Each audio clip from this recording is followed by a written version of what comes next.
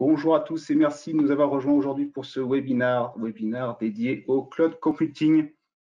Pour l'animer aujourd'hui, je serai accompagné de Jérôme Bulk, de Maxime Dumont, d'Andry Ramiandrazoa et de Jessie Toureau, à la fois une équipe composée des collaborateurs OVH Cloud et de Promosoft Informatique pour Jessie Toureau, à qui je laisse la parole. Merci Aurélien pour cette introduction. Alors effectivement, aujourd'hui, on va vous présenter un petit peu le fonctionnement d'OVH et surtout essayer de vous convaincre des bienfaits et des intérêts de migrer sur le cloud. Aujourd'hui, Promosoft, donc pour ceux qui ne nous connaîtraient pas au sein de ce webinaire, nous sommes une société de services informatiques qui existe depuis plus de 35 ans. Donc, Promosoft, c'est 4 sites implantés sur le quart nord-ouest avec le siège social qui se trouve à Chartres, la direction technique qui se trouve à Rouen et 2 agences à Paris et à Orléans pour compléter ce quadrillage.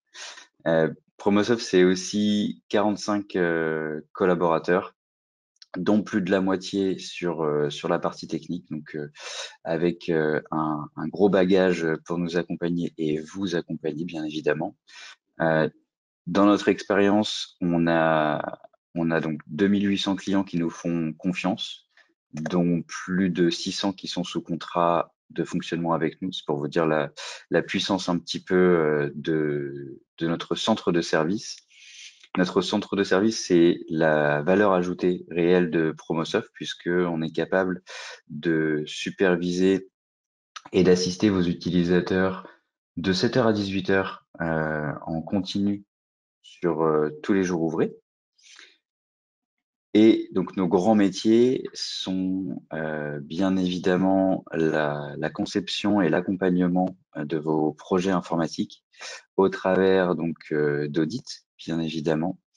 On va concevoir avec vous les projets d'infrastructure, de réseau, de cybersécurité et d'hébergement que l'on va ensuite mettre en place jusqu'au recettage de la solution. Et derrière, comme je le disais, grâce à notre centre de service, on va venir maintenir ce que l'on a mis en place chez vous.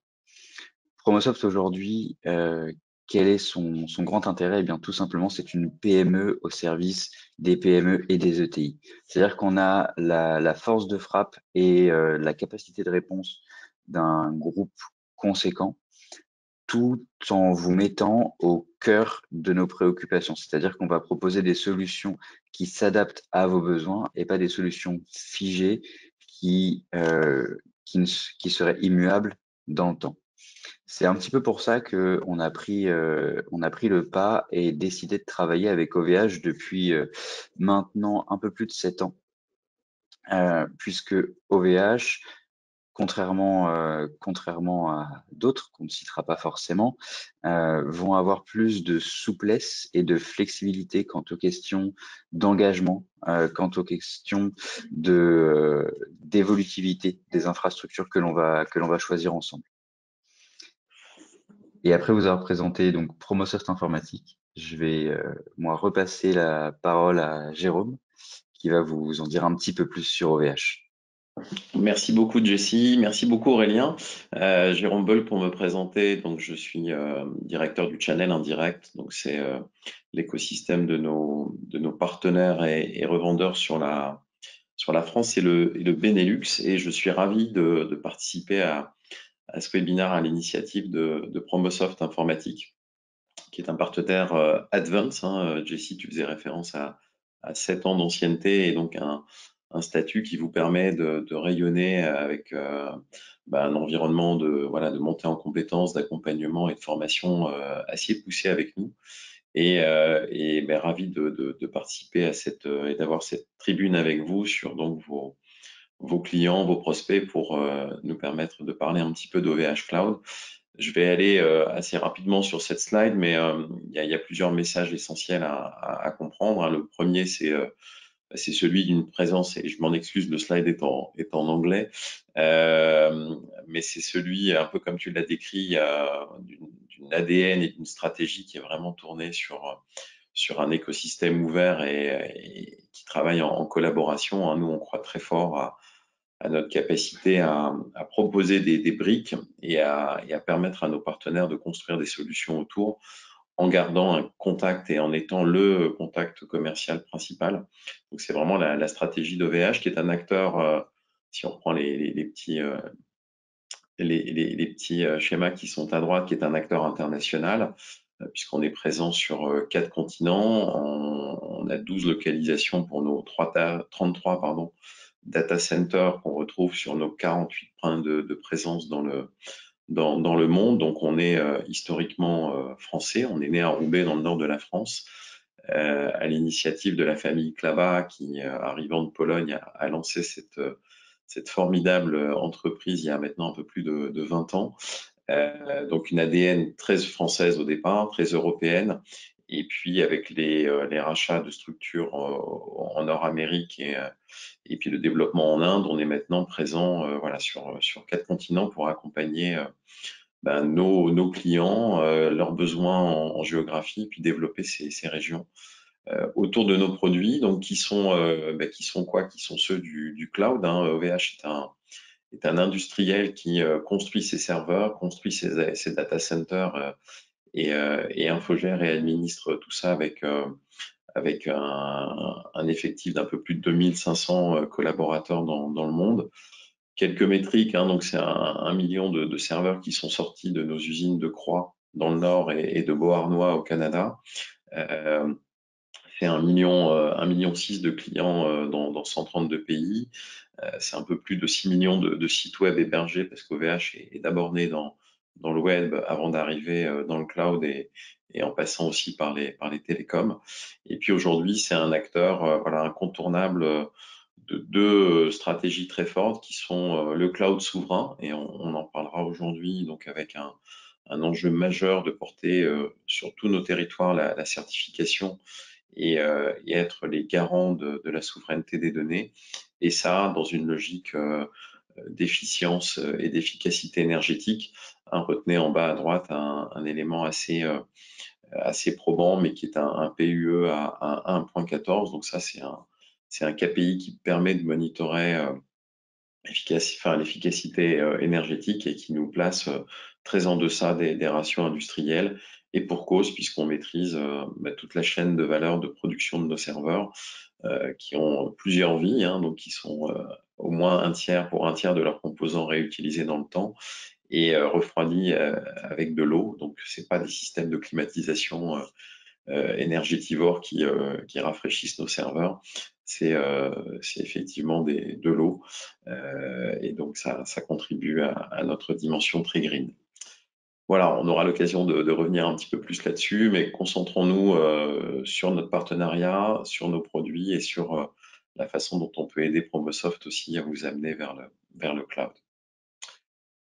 Je passe la parole à André, je crois. Merci Jérôme et merci Promosoft de m'avoir convié à ce webinaire. Donc pour ma part, je m'appelle André Ramendrasoa et je travaille dans l'équipe marketing produit autour des solutions public cloud principalement.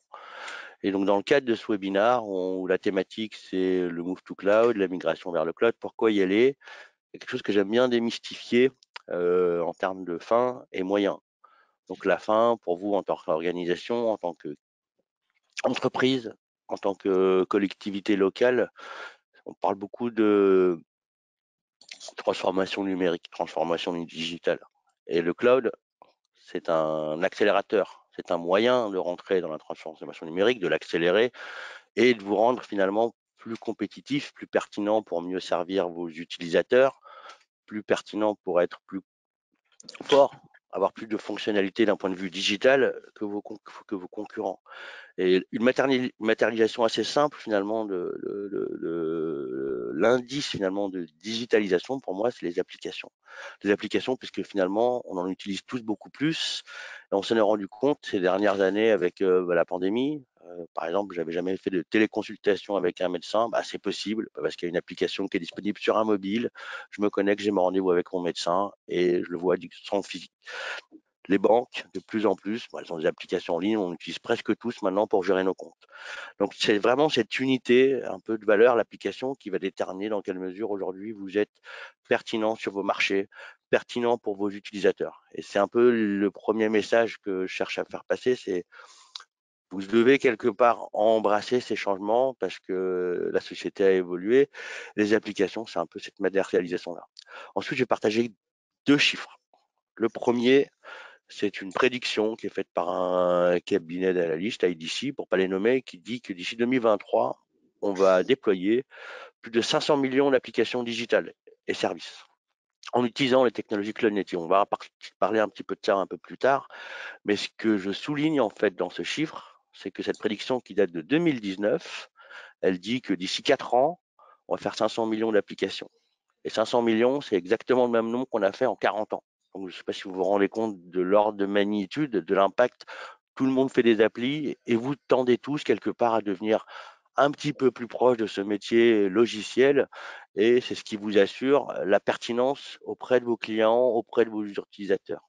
C'est un premier message. Le deuxième, c'est le cloud dans tout ça. C'est un moyen pour accélérer justement la mise à disposition, le développement, faciliter la gestion, être peut-être aussi plus efficace d'un point de vue économique pour le développement et la gestion des applications.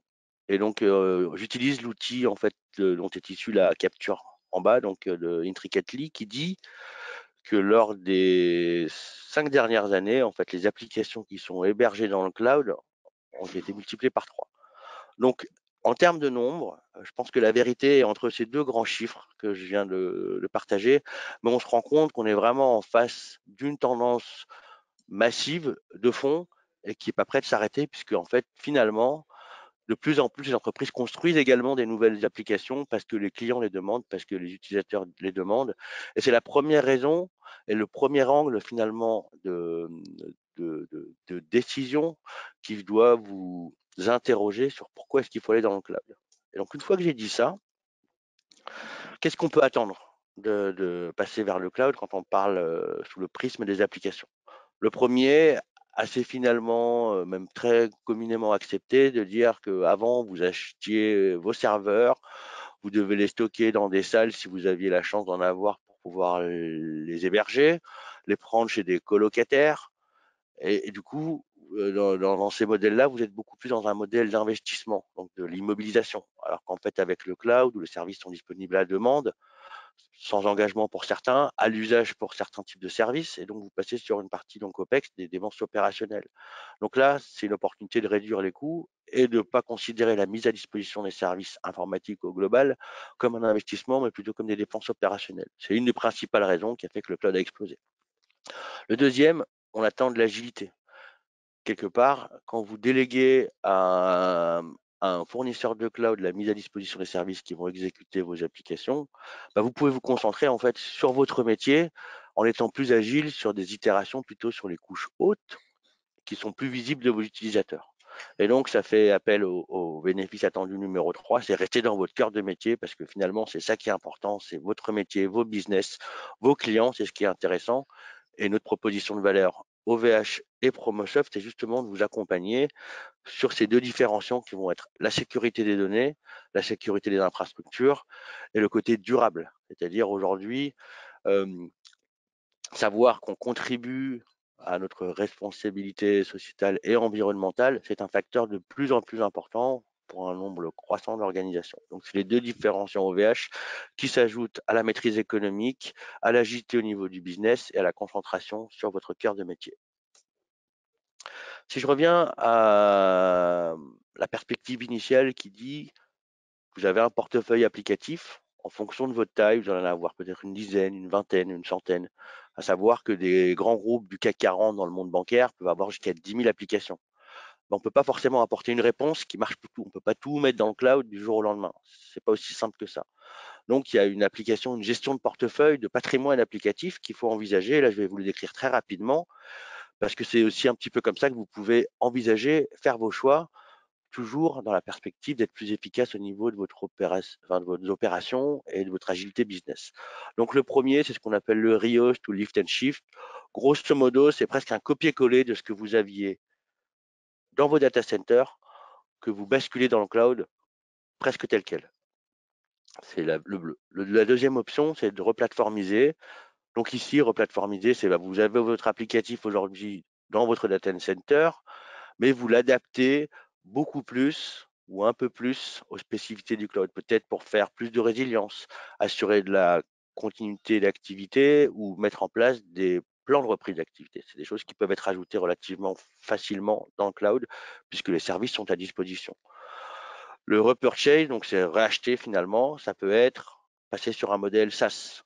Combien chez vous, par exemple, parmi vous, aviez un système de messagerie hébergé sur votre propre data center, sont passés sur une version SaaS, donc clé en main pour pouvoir disposer d'emails. Ça, c'est typiquement une stratégie de repurchasing.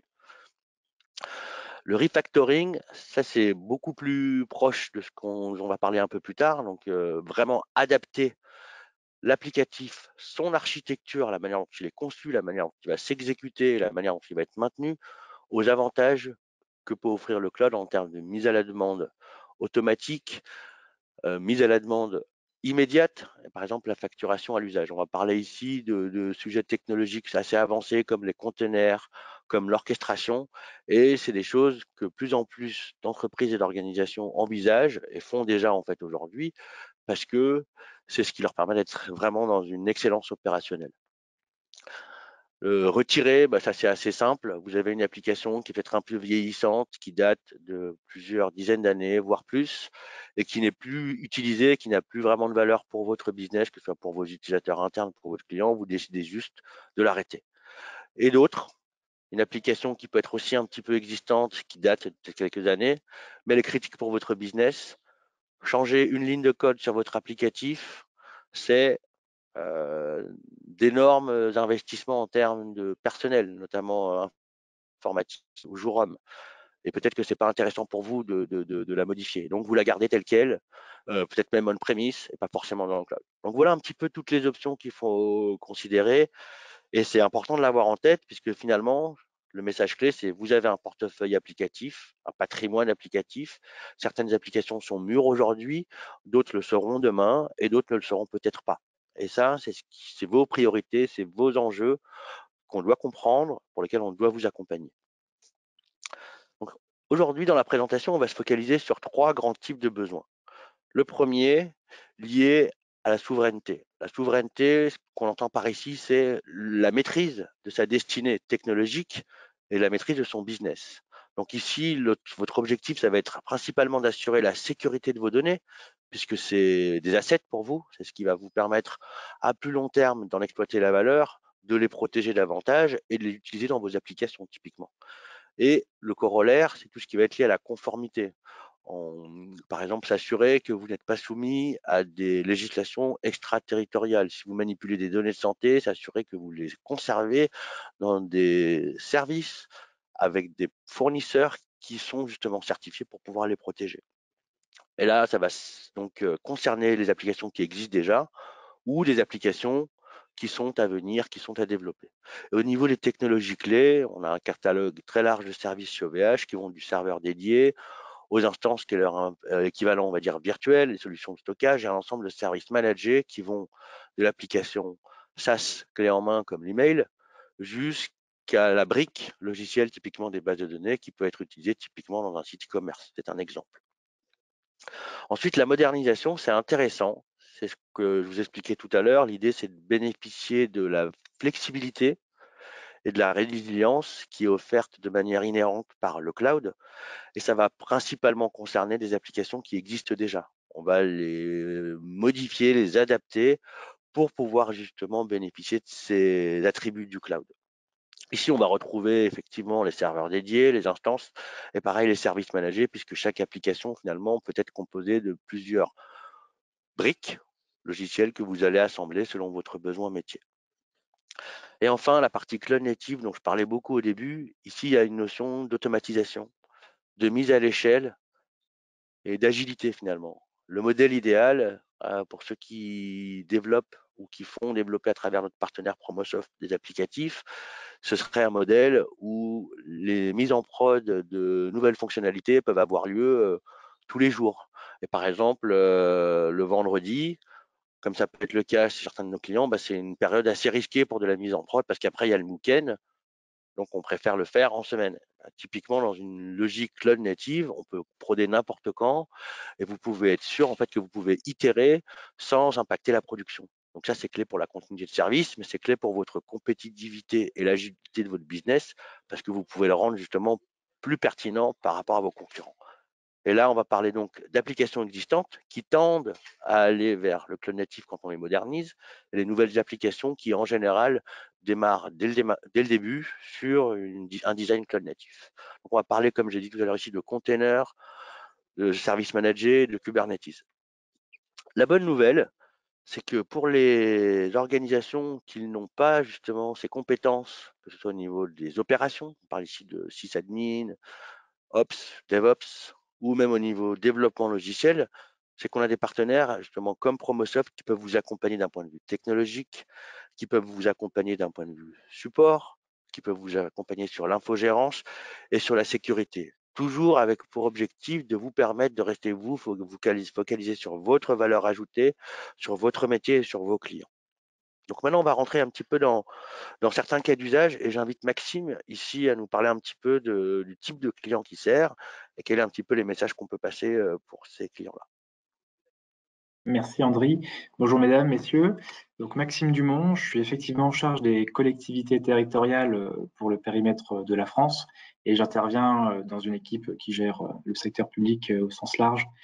Donc j'ai des collègues qui gèrent aussi tout ce qui est régalien, bien entendu. Donc le message de cette slide, il vous échappe pas hein, si vous faites partie des collectivités, régions, départements ou agglomérations. Finalement, ce sont les pôles de compétences qu'on va adresser dans chacune des collectivités. Et le message, c'est de vous dire qu'on sait travailler avec le secteur public, que ce soit de manière administrative ou bien sur les cas d'usage. Donc, Andri, est-ce que tu peux appuyer peut-être plusieurs fois sur la flèche pour montrer les cas d'usage? Donc, aujourd'hui, vos collègues et vos homologues nous sollicitent pour sécuriser leurs données et maîtriser leurs coûts. Donc, protéger leurs données, ça va par exemple avec l'accréditation SecNumCloud visée par l'ANSSI. On fait aussi du PRA, du PCA et beaucoup de systèmes d'information géographique pour rationaliser ces systèmes d'information qui sont extrêmement lourds à mettre en place au niveau territoriaux, soit départementaux ou régionaux. Pour la prise en main du cloud et l'appréhension de tous ces cas d'usage, on fournit aussi des prestations de consulting pour vous tenir la main et vous accompagner dans ces changements. On fait beaucoup d'infrastructures, je pense à l'infrastructure des collèges notamment, pour le Jura, qui est un de nos plus gros clients, infrastructure collège, évidemment du stockage, ce qui est assez facile à faire. C'est un bon premier pas pour rentrer dans le cloud. Et on fait de la valorisation de la donnée aussi. Donc, la valorisation de la donnée, c'est assez large, et c'est un des enjeux actuels et des années à venir. Maîtriser sa donnée, la comprendre, la construire et la valoriser, tout simplement, en extraire quelque chose de positif. Et on met au service des collectivités aussi de l'intelligence artificielle. Je pense notamment à la petite enfance où il y a des normes à respecter. Donc c'est extrêmement important de prévoir ces choses. L'intelligence artificielle, peu importe la technologie qu'on met derrière, répond à des besoins constatés chez nos clients, collectivités et ministères. Voilà, je pense que j'en ai fini. Donc, sachez que vous avez des interlocuteurs privilégiés, en plus de toutes les personnes qui sont là aujourd'hui. Si vous êtes acteur public, n'hésitez pas à vous tourner vers nous. Je vous remercie. Merci beaucoup, Maxime. Et maintenant, du coup, en termes d'illustration, je vais inviter Jessie à reprendre la parole sur un cas d'usage autour de la modernisation avec un client donc, commun à Promosoft et OVH.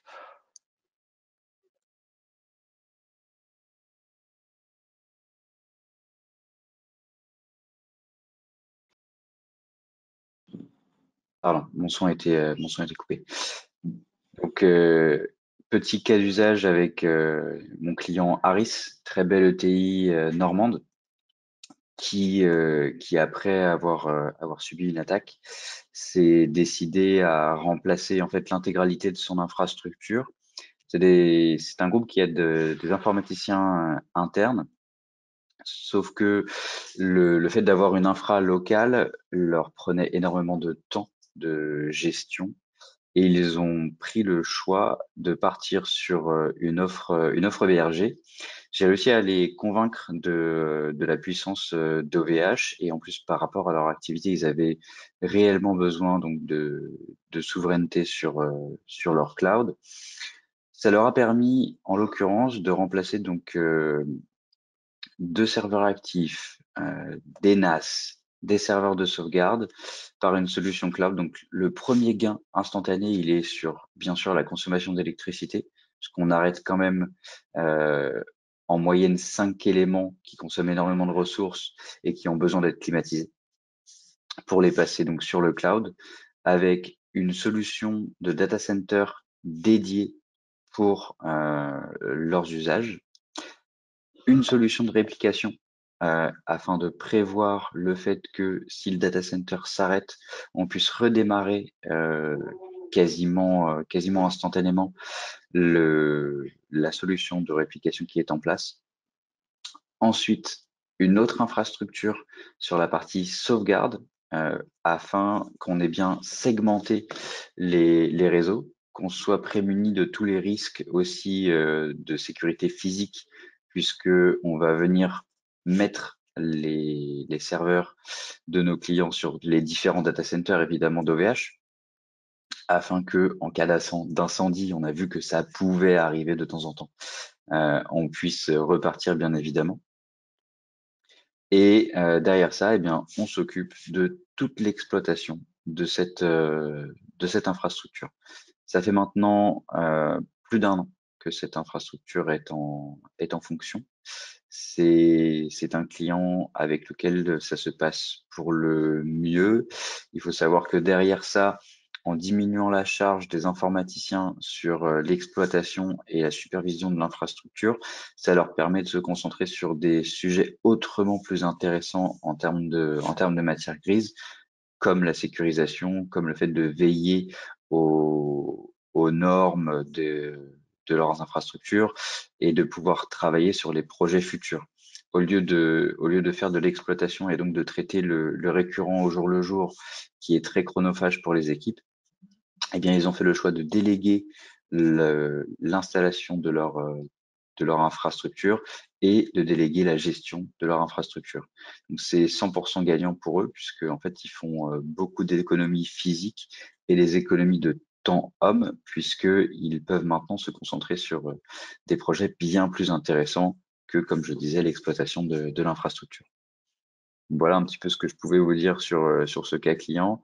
Ils nous ont bien sûr donné l'autorisation de parler de ce qu'on a fait chez eux sans rentrer trop dans le détail. C'est un client aujourd'hui qui est satisfait de sa solution OVH Cloud.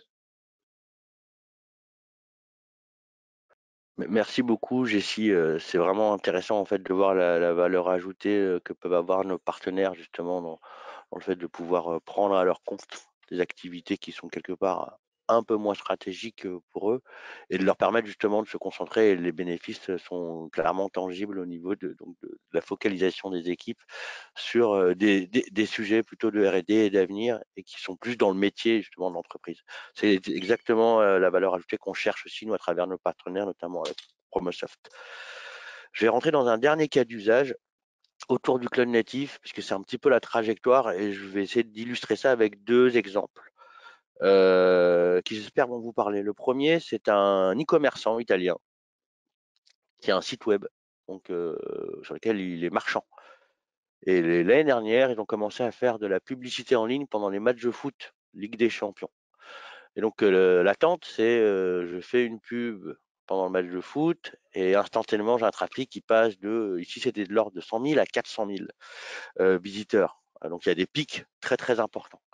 La question qui se pose quand on fait face à ça, j'ai un site qui a un certain dimensionnement, qui atteint en nominal à peu près 100 000 visiteurs, mais qui fait x4.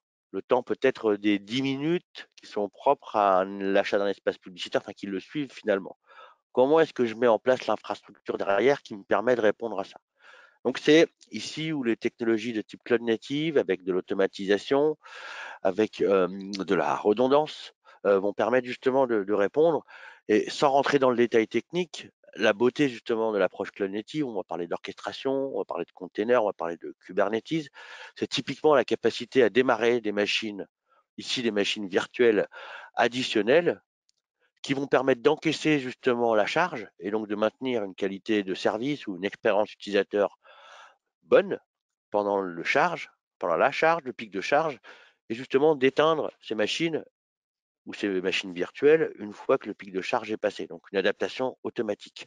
Et donc là, on est dans l'automatisation vraiment un peu ultime, dans le sens où il y a quelque chose de magique, où on peut de manière déclarative, en interagissant avec des solutions comme Kubernetes, spécifier avec certaines variables, s'il se passe certaines choses, démarre-moi tel nombre de machines pour que je puisse justement répondre au nombre de requêtes sur mon site web. Et ça, c'est une des premières magies qu'on peut retrouver dans l'e-commerce, qui est assez parlant, puisqu'il y a quand même une saisonnalité ici brusque, et qui fait que ces technologies-là répondent justement à ces enjeux-là de saisonnalité du trafic, saisonnalité en fait de l'utilisation de l'application, et donc des usages qui peuvent varier dans le temps. L'autre exemple que j'ai pris, il est intéressant pour illustrer sur un besoin métier vraiment différent, que les e-commerçants effectivement ont un intérêt à utiliser et l'utilisent de plus en plus pour justement être plus flexibles dans leur capacité à répondre aux besoins du business. On a une mairie en Italie qui justement a designé son site web sur une infrastructure cloud native, donc en utilisant Kubernetes. Donc, je n'ai malheureusement pas eu le temps de discuter avec le client, mais ce que je peux vous en expliquer, c'est que c'est une ville donc en Sardaigne avec une approche touristique, dont le revenu lié au tourisme, l'activité liée au tourisme est important, et donc il y a forcément une saisonnalité. Aujourd'hui, de plus en plus, nous, utilisateurs, on consulte les sites des mairies, par exemple, pour savoir qu'est-ce qu'il y a à faire quand on est en vacances ou pour préparer les vacances. Ou si on le fait très en amont, on peut le regarder aussi sur un site web. Mais le fait qu'il est designé en fait sur une architecture de type cloud native, donc avec Kubernetes, avec cette capacité à traiter des charges, c'est qu'ils ont aussi des besoins en fait qui sont fluctuants au fil de l'eau, ici, qui peut être lié au tourisme. Et l'usage, c'est presque le même que la partie e-commerce, mais c'est dans une logique différente et la saisonnalité est peut-être plus longue. Elle n'est pas de l'ordre de 10 minutes suite à l'achat d'un espace publicitaire, mais peut-être les 2 mois qui composent l'été, ou les 2 mois avant l'été, l'été et les 2 mois après. Voilà. L'idée, c'est que du coup, au lieu d'acheter des serveurs, les entreposer chez soi pour un usage très temporaire, et ben on bénéficie vraiment de ressources à la demande qui vont vraiment s'adapter à ma consommation. Et le bénéfice, il est aussi économique, il est aussi énergétique, puisque finalement, les ressources d'infrastructure que je consomme pour pouvoir répondre à mes besoins, à mes enjeux de métier, à mes enjeux d'utilisateur et de qualité d'expérience, c'est exactement ce dont j'ai besoin, ni plus ni moins. Et donc ça, c'est vraiment intéressant. Juste quelques bonnes pratiques. Elles sont un petit peu techniques, technologiques, donc je ne vais pas rentrer du tout dans le détail, c'est pas du tout l'objet de ce webinaire, mais de dire que la mise à l'échelle dynamique, bah, c'est l'orchestrateur Kubernetes qui va vous permettre de le faire. On en dispose d'une version sur étagère, donc il y a effectivement des compétences dont il faut disposer, mais on a aussi des partenaires comme Promosoft qui peuvent nous aider là-dessus. La rapidité de déploiement, bah, c'est les technologies d'infrastructure as code, donc qui permettent d'automatiser justement les mises à l'échelle, d'automatiser les environnements de développement, les environnements de production. Pour les entreprises qui font justement du développement logiciel, une pratique qu'on voit et donc que j'ai mentionné initialement, c'est la partie usine logicielle, c'est-à-dire être capable de développer, itérer, déployer en production sans interruption sur la qualité de service et sans impact sur la production. Et après, la partie, donc, focalisez-vous sur votre cœur de métier, qui est vraiment un message très important dans l'approche qu'on a avec nos partenaires, avec Promosoft. C'est qu'en utilisant, par exemple, des services managés, bah, vous restez beaucoup plus proche des couches logicielles plutôt haut niveau métier, plutôt que celles qui sont beaucoup plus en bas. Pour synthétiser, si vous n'êtes pas familier avec l'environnement OVH, on propose 4 grandes catégories de produits qui sont finalement reliées entre elles grâce à notre réseau que Jérôme a décrit initialement, qui comprend donc un anti-DDoS pour éviter justement les attaques de type denial of service qui est inclus dans tous les services. Et on va trouver en lisant de gauche vers la droite différents types de services. Donc on a les environnements qu'on appelle privés, private cloud, où vous avez finalement 2 grandes familles. Une famille où vous allez acheter des serveurs en fonction de leurs caractéristiques, que ce soit au niveau des fréquences d'horloge pour les CPU, de l'espace mémoire disponible, et puis finalement de votre usage. Et là, vous allez constituer quelque part une sorte de data center dédié, hébergé chez OVH Cloud, et vous ajoutez, vous retirez potentiellement des machines en fonction de votre activité. Donc ça, c'est Bare Metal Cloud. Donc ici, on livre des serveurs nus, et dessus, vous installez toutes les couches logicielles qui sont nécessaires au développement, à l'exécution et à la gestion de vos applications. Un peu plus au milieu, on a quelque chose qu'on appelle Hosted Private Cloud, où on va un petit peu plus loin dans le packaging. Ici, on vous livre également des infrastructures qui sont dédiées, donc ici des serveurs, mais on met par-dessus des couches logicielles qui sont plutôt bas niveau, qui vont vous permettre de déployer dans des machines virtuelles les environnements applicatifs et les services de votre système d'information qui sont nécessaires. Donc, on supporte du VMware et Nutanix, et c'est l'ensemble de la stack, donc l'ensemble de la pile, donc les serveurs, les machines, plus la couche logicielle fournie par VMware, c'est l'ensemble de ces services qu'on vous fournit, qu'on retrouve beaucoup, et la typologie de clients qu'on retrouve beaucoup sur ces usages-là, c'est des clients qui ont pris du VMware donc dans leur propre data center, donc on-premise, et qui font vraiment ici, de ce que je disais initialement, du lift and shift, du copier-coller, parce qu'ils faisaient dans leur environnement interne, dans leur propre data center, ils le copie-collent presque de manière identique dans un environnement OVH, et nous, on va s'occuper de toute la partie matériel et logiciel bas niveau qui permet d'avoir une sorte de data center aussi as a service dans un environnement OVH. Ensuite, on a l'environnement sur lequel je travaille principalement, qui est Public Cloud. Ici, il faut le voir comme un écosystème de services, donc qui va des couches très bas niveau, donc la partie traitement, calcul, la partie stockage, la partie réseau, la partie conteneurs et orchestration dont j'ai parlé tout à l'heure, mais on dispose de plus en plus de solutions qui permettent par exemple de designer, développer des modèles d'intelligence artificielle, des solutions qui permettent de nettoyer, classifier des données, donc une approche beaucoup plus big data basée sur les technologies de type Apache, Spark, et un produit, enfin une ligne de produits qui est sortie l'année dernière, qui est nos bases de données as a service. Ici, le message, c'est que dans Public Cloud, vous avez un environnement dans lequel vous allez créer un projet et vous allez assembler vos briques, un peu comme des Lego qui vont constituer ensuite votre application. Et par-dessus, vous allez quand même devoir constituer, développer ou faire développer la brique logicielle qui sera finalement l'interface utilisateur avec vos clients finaux ou avec vos utilisateurs internes. Et là, vous avez votre application et elle s'exécute dans une logique public cloud.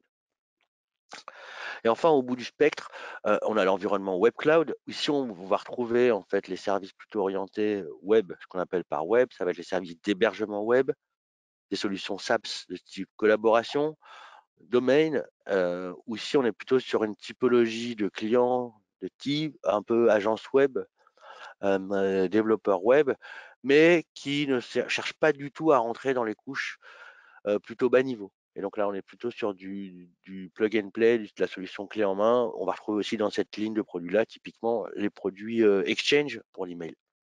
Donc le point commun, je l'ai dit, c'est le réseau. Après, c'est tous les environnements réglementaires, même juridiques, qui sont faits pour offrir ces services à nos clients, qui fait que vous avez par défaut les services, les données qui sont protégées, qui respectent la conformité locale et qui ne sont pas soumis, par exemple, aux lois extraterritoriales. Bon, très rapidement, c'est un peu la conclusion de qu'est-ce que peut offrir OVH, notamment grâce à nos partenaires comme Promosoft, pour vous permettre vraiment d'en tirer la substance.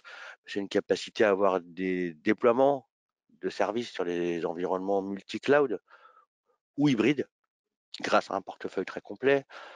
La partie cloud de confiance, effectivement, c'est indispensable. De plus en plus, on se rend compte que les données, c'est quelque part le nouveau pétrole, qu'il faut les protéger, qu'il faut s'assurer qu'en fait, elles ne sont pas confiées à des tiers qui pourraient s'en servir pour améliorer leur service, qui pourraient s'en servir en les revendant, ou qui pourraient être quelque part concurrents avec votre activité si vous êtes dans le domaine de la grande distribution, par exemple. Donc ici, chez OVH, vos données restent votre donnée. Notre mission, c'est de les protéger, de vous permettre de les exploiter selon vos besoins métiers, et c'est quelque chose qui ne changera pas.